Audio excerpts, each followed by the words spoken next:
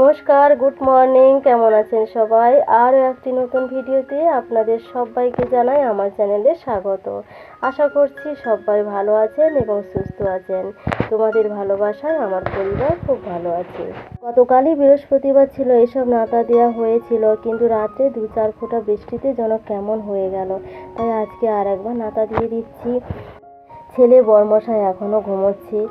গতকাল রাতে বরমশাই এসেছে, তো ওরা তো এখন উঠবে না, তাই আমার কাজ সারতে একটু দেরি হলেও কোনো সমস্যা নেই।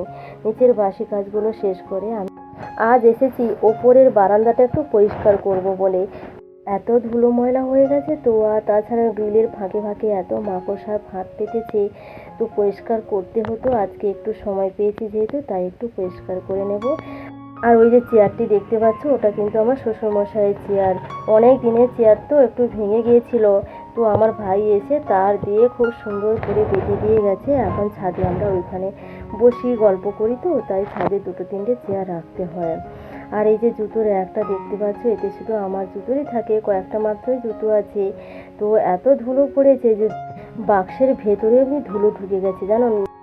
আজ দেখো, যাকে তুমি এত ভালোবাসো সে যদি একটা মন খারাপের কথা বলে, তাহলে তোমার কতটা খারাপ লাগবে বলো তো, কষ্ট হবে মনের মধ্যে। আজ আমার সঙ্গেও এমন কিছু একটা হলো জানো তো, বলবো তোমার। বড় ট্যাঙ্কিটা আছে, ওর উপরে চেয়ারটা তুলে রাখি, প্রয়োজন হলে নিচে নামাই, নাহলে ওই উপরে থাকে। কত সুন্দর বারান্দাটা খালি হয়ে গেল। ওপরটা পরিষ্কার করে এসে আমি চান সেরে আগে পুজোটা করে নেব। বেলা তো অনেক হয়ে গেল, এবারে রান্নাবান্নার দিকে যেতে হবে। যাই হোক, পুজো সেরে আমি আগে গতকাল রাত্রে শরবত ভিজিয়ে রেখেছিলাম, সিয়াচিস আর মিছরির শরবত। ছেলে বড়মশাইকে দিয়ে আসবো, আর আমি একটু খেয়ে নেব। আর উপরে জামা কাপড় কিন্তু অনেক কেচেছিলাম, তো এখনও কিন্তু মেলা হয়নি রোদ্দুরে, তো মেলে দিয়ে আসবো।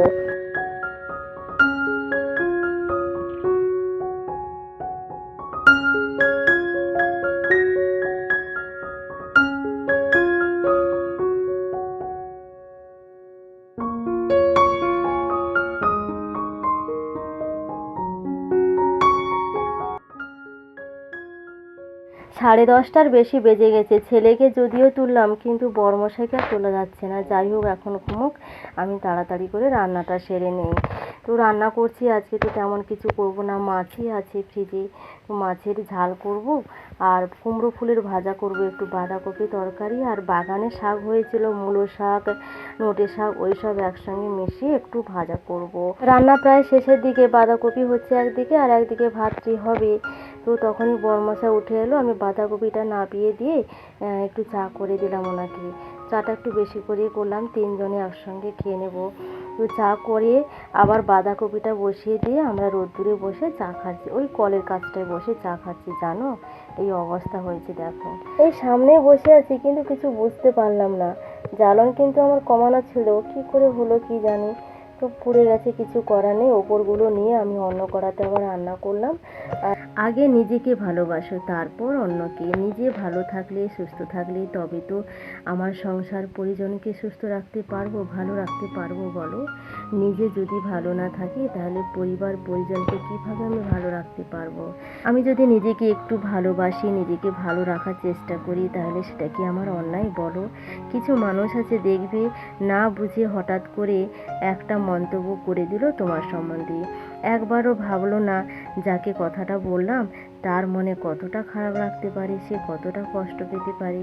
দুপুরে খেয়ে দিয়ে একটু রেস্ট নিয়েছিলাম, তোমাদের সঙ্গে দেখা হলো আবার বিকেলে।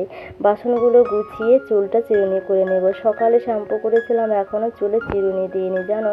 বুধবার শ্যাম্পু করার কথা ছিল, ছেলে তো ফাইনাল স্পোর্টস ছিল, চলে গেছিলাম, শ্যাম্পু দেওয়া হয়নি। বৃহস্পতিবারে এত দেরিতে ঘুম থেকে উঠেছি, ঠাকুরমশাই এসে যাবে, তাড়াতাড়ি করে চান করে নিয়েছিলাম, আর শ্যাম্পু হয়নি, তো আজকে শ্যাম্পু দিয়েছিলাম। এই সবে চিরুনি দিলাম জানো। সন্ধ্যাবাতি দিয়ে রেডি হয়ে একটু টিভি দেখতে বসলাম, ছেলে আর আমি, আর জামা কাপড়গুলো ভাঁজ করে নিলাম। ওর বাপি গেছে মার্কেটে, আমি জামা কাপড়গুলো ভাঁজ করলাম, টুকিটাকি কাজগুলো কমপ্লিট করে রাতের খাবারটা করে নিলাম। রাতে রুটি আর আলু ভাজা হয়েছিল, বড়মশাই মার্কেটে গেছে, বললো মিষ্টি নিয়ে আসবে, ওতে হয়ে যাবে। আর ওবেলা অনেকটা বাঁধাকপি বেঁচেছে তরকারি, কিন্তু খাবে না, মাছের মাথা দিয়ে করা আছে তাই। তো উনি দোকান থেকে এসে গেছে, এই যে 3-4 রকমের মিষ্টি নিয়ে এসেছে, আর আমার গোপালের জন্য একটু রেখে দেবো আলাদাভাবে, তারপর আমরা খাবো। আর ছেলের জন্য একটু পপকর্ন নিয়ে এসেছে। এই পপকর্নটা নিলে কি বলো তো, সবই দেওয়া থাকে, বাটার ঘি সবই দেওয়া থাকে, শুধু কুকারে দিলে রেডি হয়ে যায়। আর নিয়ে এসেছে একটি টমেটো সস। এই টমেটো সসটাই আমাদের খাওয়া হয়। তো ফুরিয়ে গিয়েছিলো বলে একটা ছোট্ট দোকান থেকে এনেছিলাম। আমাদের যে তেলের শিশিগুলো দিচ্ছে, এই যে এইগুলোই টমেটো সস। যে সস ফুরিয়ে যাওয়ার পর আমি ধুয়ে পরিষ্কার করে তেলের শিশি হিসেবে ব্যবহার করি। খুবই ভালো গো এইগুলো, তেল ও কোথাও ছড়িয়ে ছিটিয়ে পড়ে না। আমাদের খাওয়া হয়ে গেছে, রাতের খাবার কমপ্লিট।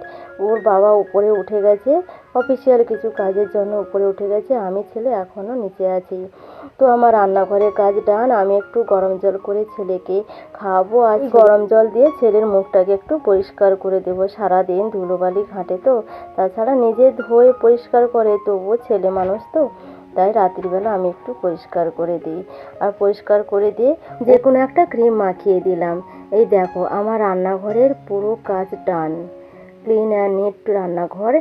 আর সকালে যখন উঠবো আমি শুধু একটু ফিনাইল দিয়ে উপরটা পরিষ্কার করে দেবো, কারণ আরশোলা বা টিকটিকি তো চলতে পারে, তাই সকালে আর তেমন ডিপ ক্লিন করতে হবে না।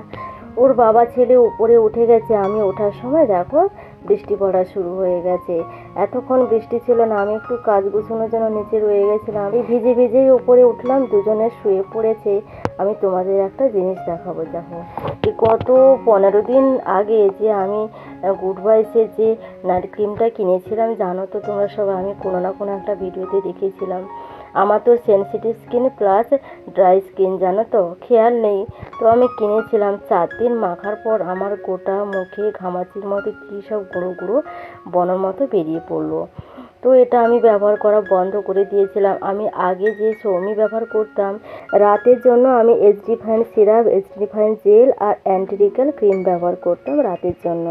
যেহেতু আমার সেনসিটিভ স্কিন ছিল, ভালো ইউজ হয়েছিল, ভালো কাজও দিচ্ছিল, কিন্তু অ্যান্টি রিঙ্কেল ক্রিমটা আমার শেষ হওয়ার ফলে আমি এইচডি ফাইন সিরাম আর জেলটা ইউজ করা বন্ধ করে দিয়েছিলাম। ওটা যখন কিনবো তারপরে এটা ব্যবহার করব। মাঝখানে অ্যান্টি রিঙ্কেল ক্রিমটা কিনতে গিয়ে আমি গুড ভাইসের নাইট ক্রিমটা কিনেছি, বুঝতে পারিনি যে এতটা আমার ক্ষতি হয়ে যাবে। যাই হোক, কিছু তার করার নেই। তো ওটা আর ফেসে ইউজ করবো না, বডিতে মেখে শেষ করে দেবো। তাই বলছি, যাদের sensitive skin plus dry skin, তারা একটু ভেবে চিনতে ক্রিম ট্রিম ইউজ করো। মুখে ফেস তো আমি যে ঠকলাম, এত টাকার জিনিসটা শুধু শুধু নষ্ট হলো। হয়তো ক্রিমটা নষ্ট হবে না, কিন্তু আমার টাকাটা বেশি ওয়েস্ট হয়ে গেল। আর যাই হোক, কিছু করা নেই, মানুষ তো ঠকে শেখে, কিন্তু আমি নিজেকে নিজে ঠকিয়ে শিখলাম।